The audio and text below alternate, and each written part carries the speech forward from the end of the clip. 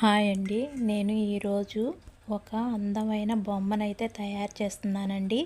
దానికోసం పసుపు కుంకుమ తీసుకోవాలి. పసుపు కుంకుమతోని ఈ బొమ్మను తయారు చేస్తున్నానండి. దానికోసం ఒక ప్లేట్ తీసుకొని అందులో కొద్దిగా పసుపు వేసుకొని ఆ పసుపులో రోజు వాటర్ తీసుకోవాలి. ఆ రోజు వాటర్తోనే ఆ పసుపుని మొత్తం కలుపుకోవాలి. ముద్దకొచ్చేలాగా కలుపుకోవాలన్నమాట. అంటే మనం ఏదైనా పండుగ చేసినప్పుడు వినాయకుడిని చేస్తాం కదండి, అలా ముద్ద చేస్తాం కదా, అలాగా కలుపుకోవాలి ఆ పసుపుని. ఇలా వీడియోలో చూపిస్తున్నట్లుగా ఉండాలి, కొంచెం ముద్దగా రావాలన్నమాట. పసుపుతో బాడీని తయారు చేస్తున్నానండి.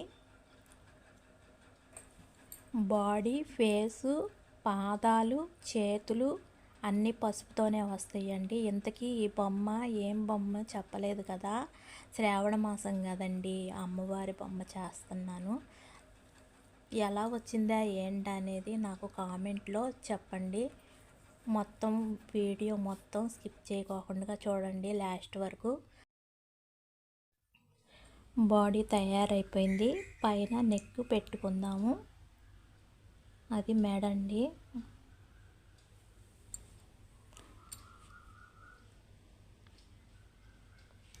అది ఫేస్.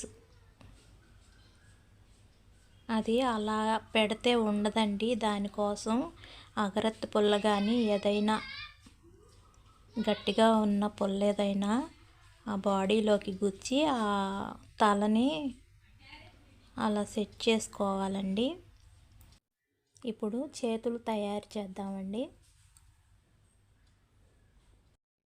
అది మనము పసుపుతో తయారు చేస్తున్నాం కదండి, అసలు చేతులు పెడతానికి కుదరలేదండి. బొమ్మ ఇరిగిపోతున్నట్టుగా అనిపించింది. దానిలో కొద్దిగా మైదా పిండన్న ఏదన్నా వేసుకుంటే బొమ్మ బాగా వచ్చేది, కానీ నేను అచ్చంగా పసుపుతోనే చేశాను. ఎలాగోలా అలా సెట్ చేసి పెట్టాను అనమాట. ఏమీ కలపకోకుండా అచ్చంగా పసుపు కుంకాలతోనే చేశానండి. ఈ బొమ్మ చేయటానికి నేనైతే చాలా కష్టపడ్డానండి. అది ఒక పక్కన పెడుతుంటే ఇంకో పక్కన ఇరిగిపోతున్నట్టుగా అనిపించింది. అయినా సరే ఎట్టగైనా చేయాలనిపించింది నాకైతే. చేశాను. అసలు ఈ థాట్ నాకు ఎందుకు వచ్చిందో తెలీదు. పసుపు కుంకాలతో బొమ్మ చేయాలనే థాట్ అయితే నైట్ వచ్చింది. ఆ తెల్లారే మొదలు పెట్టేసి చేసేసాను. అయినా కానీ సూపర్గా వచ్చిందండి. అసలు ఆ అమ్మవారే నాకు అలా ఆ థాట్ రప్పించారేమో అన్నట్టు అనిపించింది. మొత్తానికైతే బొమ్మ అయితే బాగానే కుదిరింది. బొమ్మ చేసేటప్పుడు ఇరిగిపోతుంది కదా, అందుకనే నీళ్ళ తడి చేసుకుంటా చేశాను. అప్పుడు కొంచెం పర్వాలేదు అనిపించిందండి. అమ్మవారికి నొసలు, కళ్ళు, పెదవులు అన్నీ కుంకుమతోనే డెకరేషన్ చేశానండి. కుంకాన్ని ఉపయోగించి చేసేసాను, అలంకరించేసాను. ఇప్పుడు కొద్దిగా కుంకుమ తీసుకొని ఇందాకడ మనం రోజు వాటర్ ఎలా కలిపామో పసుపులో, అట్టాగే కుంకుమలో కూడా ఆ రోజు వాటర్ కలుపుకొని అలా ముద్దలాగా చేశాను. అవి కాళ్ళులాగా పెడతామన్నమాట. చూసారా, అమ్మవారు బాసాపట్లో వేసుకుని కూర్చున్నట్టుగా సెట్ చేశానండి ఆ కుంకుమతో. ఇప్పుడు ఆ కుంకుమతో పమిటి కూడా అలాగే వేసేసాను. తర్వాత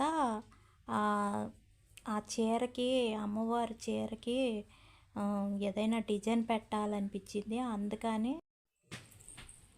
అందుకని చెమ్కీలు తీసుకొని ఆ చీర అంతా అంటించానండి.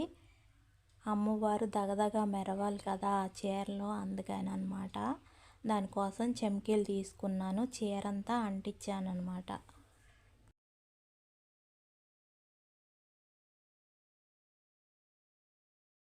అమ్మవారికి నగలు వేసేసాము, గాజులు తొడిగేసాము, హెయిర్ కూడా పెట్టేసాము. ఇప్పుడు కిరీటం చేస్తున్నాం అనమాట. ఒక గోల్డ్ చైన్ ఒకటి తీసుకొని, ఏదైనా తీసుకోవచ్చు, నేనైతే స్టోన్ చైన్ అయినా తీసుకోవచ్చు. నేనైతే గోల్డ్ చైనే ఉంది నా దగ్గర, అందుకనే గోల్డ్ చైన్ అయితే అలా కిరీటానికి అలా చుట్టేసాను అనమాట. మామూలుగా చూడండి, అవుట్పుట్ భలే వచ్చిందండి, చాలా బాగుంది. నాకైతే బాగా నచ్చిందండి. మరి మీకు ఎలా ఉందో మీరే చెప్పాలి. నా వీడియో కనుక మీకు నచ్చినట్టయితే లైక్ చేయండి, షేర్ చేయండి, సబ్స్క్రైబ్ చేసుకోండి. కానీ నేను ఎక్కడా కూడా గమ్మునైతే యూజ్ చేయలేదండి. ఆ నగలకే కానీ కిరీటానికే కానీ ఆ నగలు అట్లా సెట్ చేశాను అంతే.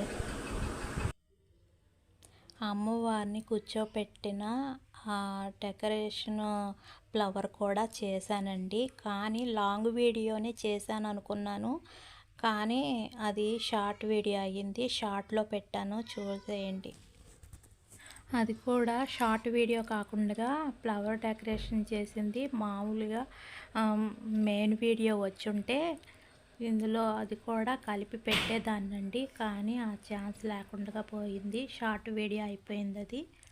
అందుకని ఆ ఫ్లవర్ డెకరేషన్ వీడియో చూపించలేకపోతున్నాను.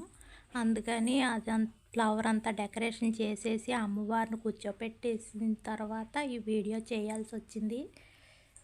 అసలు అమ్మవారు అయితే నిజంగా వచ్చి మా ఇంట్లో కూర్చున్నట్టే అనిపించిందండి. నాకైతే చాలా బాగుంది. అసలు నాకు నేనే పొగుడుకుంటున్నట్టుంది. ఇప్పటికే చాలాసార్లు అన్నాను బాగుంది బాగుంది అని.